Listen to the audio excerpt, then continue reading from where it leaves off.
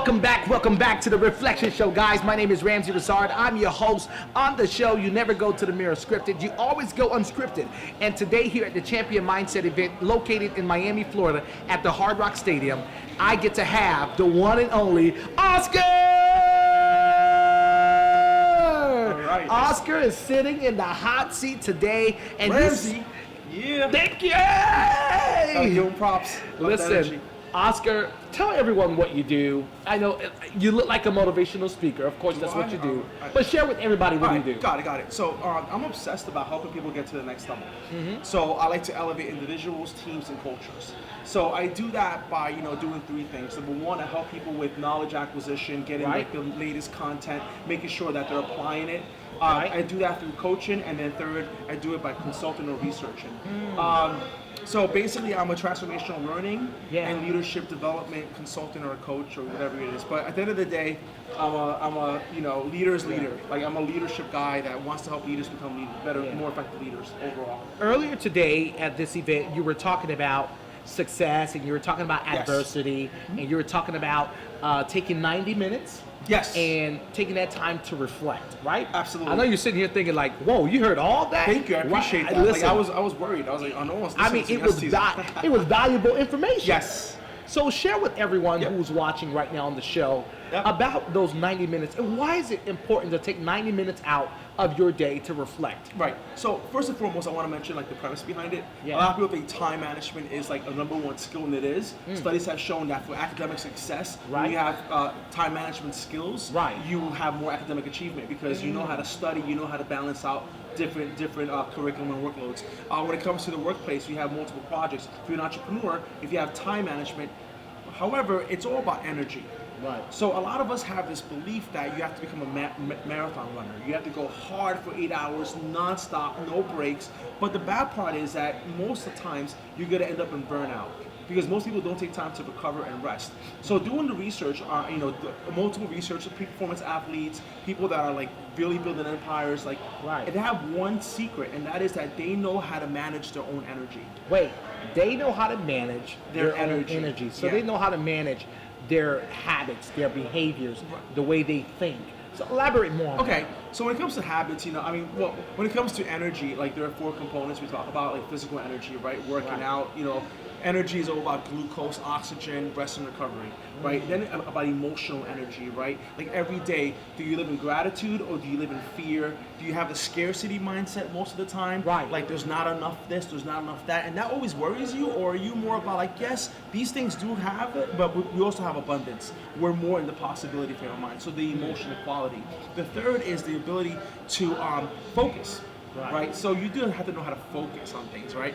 And the fourth is obviously the spiritual energy, right? So the goal is to have all these four going at 110%. Most people say they go 110%, but they're not because they're not maximizing one of those four components. So how do they maximize these four components to be the best version of who they are? Right. So people might say, you know what, the first order of business, the number one intervention in the planet to get yourself to elevate yourself is physical mastery, right?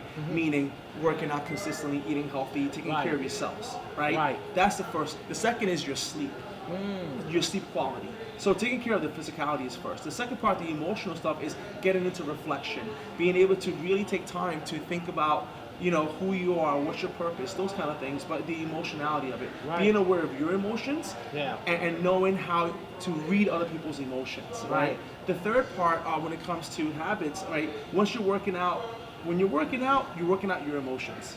I worked with Tony Robbins a long time ago, and he would have us do that. And like, I'm blessed to have that education. Because he was like, if you're going to go out to a new city and you're going to do 4 presentations back to back, you got to be in good shape. You're going to be in good shape. You're going to be exhausted, right? And if you want to have that mental clarity, right? If you want to read those books, you want to be able to have those conversations. You want to be focused, right? Sales is energy. It really is, right? You got to have that physicality. But you also have to know how to focus. Right? How to focus on the right things, right? So when somebody gives you some negative adversity, you have a heckler, you know how to reframe and jump back on. Right? That's a key word, reframe. Reframe. That's a key word. Reframe, yeah. So being able to see things differently, how to have meaning. But these are skills that, that once you start doing it over and over consciously, they become part of you. They become second nature. Yeah. The third part of the energy, like to talk about, is the ability to, how do I say, the spiritual part of it, having your values, knowing who you are. Right. So you're guided by your values. Right. Right. So you're not being driven by money, success, and those things. Those things are important, but you're driven by your values and they're in Right. action. But this is correlated to confidence. There's a formula that came out from a guy named William James out of Harvard a long time ago. He was like, this is the self-esteem formula. What are your goals? And what are you achieving? Say it again. What are your goals? What are your goals? And what are you achieving? What are you achieving? And it's a multiple. And so if you follow through on saying, I'm going to do this, that, and you do it consistently, that is a recipe for confidence. So confidence is about having your words and your actions matched at all times. The power comes from integrity. Yeah. When you speak truth, it's hard to shake you. It's hard. Yeah. People know it. Right? So I'm kind of rambling on with different themes here, but the point is you got to understand how it all comes together. Right. So the holistic approach. Now, Yeah. the cool thing you and I was discussing earlier behind Yes. the scenes, we talked about transformation and how Yep. that's so dear to you. Yes. Right? You are a transformer. Yes. You help people transform. Yes, I And help you leaders also transform. Right, and you also help people understand the importance of transformation.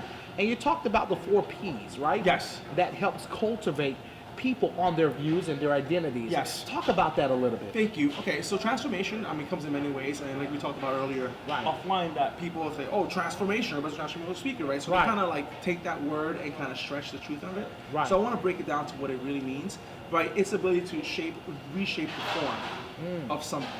Right? So transformation could be like before and after pic of somebody who loses 40 pounds. Right. Transformation could be somebody who was reading at a 5th grade level That's and true. now they're reading at a college level. That's true. Right? Within a year they were able to master, right?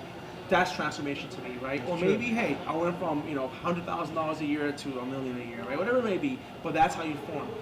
Personal transformation, the first thing I ask you to do is look at your assumptions. And our assumptions, our beliefs are constructed by 4 main things, the 4 Ps. The first one is your parents. Right? Right? The story they gave you, right? Right. The second one is professors or teachers. Right. Right? A teacher can say to you in 5th grade, you're stupid, you're never gonna amount to anything. Right. And people might take that for face value. That's true. Or they might say no. A lot of stories. For example, Michelle happen. Obama wanted to apply to Princeton. She was in high school, junior or whatever, and they told Michelle, a guidance counselor, like a teacher, she had an authority. So these are our authority figures in our society. So the professor, the teacher told her, no, lower your standard. You can't go to Princeton. Wow. You don't have that. She didn't listen to him or her. She went right through it. She applied. She got into Princeton. From there, the rest is history. Right. So a lot of people are going to discount you. Right. Teachers could be one of them. Now, that's a good one. A lot of people would discount you based off your now. Yes. Because they don't know what your future holds. Exactly. Only you can determine based off your decision where you could be. Exactly. It's not where you are now, it's who are you becoming. We're talking about Right. process. Who are you really becoming right now? Right. So you could be, but one thing my father taught me a long time ago was like, listen, everything you do, you must do with a standard of excellence. So if you're gonna clean a toilet, if you're gonna, You better clean that bad boy shiny. If you're gonna be an Uber driver just to kind of do some off, whatever you need to do to make money, do it with a standard of excellence, because that's Right. gonna follow you. You don't have to wait until that big moment, that big Right. time when I get my big. That doesn't exist. Right. If you want to be a comedy actor, whatever it is, you Right. want to be an actor, perfect your craft now. Who That's are true. you becoming? See yourself 10 years from now. That's true. So you guys prepare for that. So you talked about parents. Parents. You talked about professors. right? Another one is, and again, preachers and priests, right? Some of us grow up in a church, whatever, and nothing against it, but sometimes they shape the way you should behave. And they kind of instill guilt. Depends on what it is. Like there's one church that says, you know what, money's evil, money's evil, money's evil. Meanwhile, it's in your DNA to be entrepreneurial, and you are gifted with capitalism. You just know how to get ideas and put them into the marketplace. That's your gift. That's your gift that was given to you. You have that skill. But meanwhile, you have a lot of conflict because of your upbringing around that. Okay. True. So that could be one. The fourth is politicians. All right. Indirectly or directly, they shape who we are. Okay, so those are the 4 Ps for the most part, that they are the authorities, the people that are speaking to us, that are telling us what we can and cannot do. Right.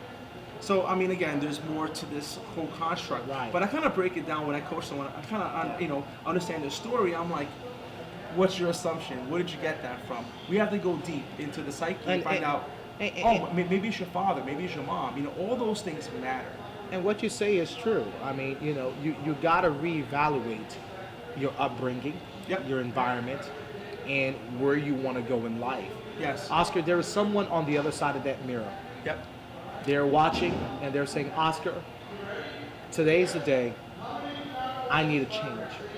And I need a word from you that can help me reflect on where I am to better myself into who I'm called to become. What word of advice that you can share with that person on the other side of that mirror right now? I wish I could see you in person. I would love to talk to you and give you the whole entire formula, because this is the stuff that I'm passionate about, and I love it. And I look at other researchers. I love studying masters like Les Brown's and environments. I love studying people who know how to transform others. Right. So this is not my work. I'm just a conduit of this. The first thing, recently there's a movie that came out on Fred Rogers, Mr. Rogers' Neighborhood. Yeah, I haven't seen that, but Okay, all right. it did come out though. Yes. Yeah, I love the movie. I love his approach. This guy's a genius. Long story short, I want to ask you a question. Take a moment, take a breath, and think of the people who have helped you along this journey.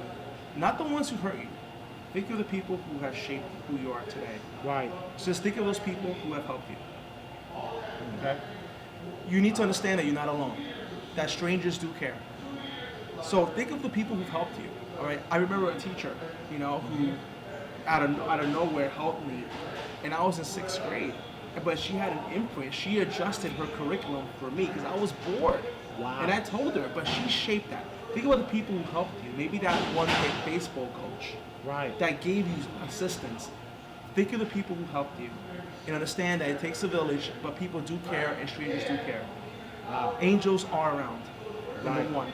Number two, think about where you want to be in 10 years. What's your ideal self? Take a moment and write your own story. Right. A lot could happen in 5-10 years. A lot of people say this. A lot of people overestimate what they do in a year. Right. They have all these things in a year I want to accomplish, but they underestimate what they can do in 5 and 10 years. Mm-hmm. In a decade, you could do a lot. You could literally transform your life. And it doesn't say that, I didn't come from money. My family never came from money. Maybe that's your purpose. You're going to be that person who's going to reshape the whole family dynamic in your life forever. Wow. So think about the people around you. Yeah. And number two, work on your ideal self. Yes. Now, Oscar, if people want more information Yeah. to find you, how can people find you? You know what? I'm very easy to find, but you email me if you want. That's the best thing. Oscar, OSCAR, at IAM, like I am, championmindset.com. Oscar at IamChampionMindset.com. You can definitely email him if you have any questions. If you're looking at that mirror and Oscar has spoken to you, reach out to him. This is Ramsey Rizard on The Reflection Show. And remember, your experience matters. Thank you for watching.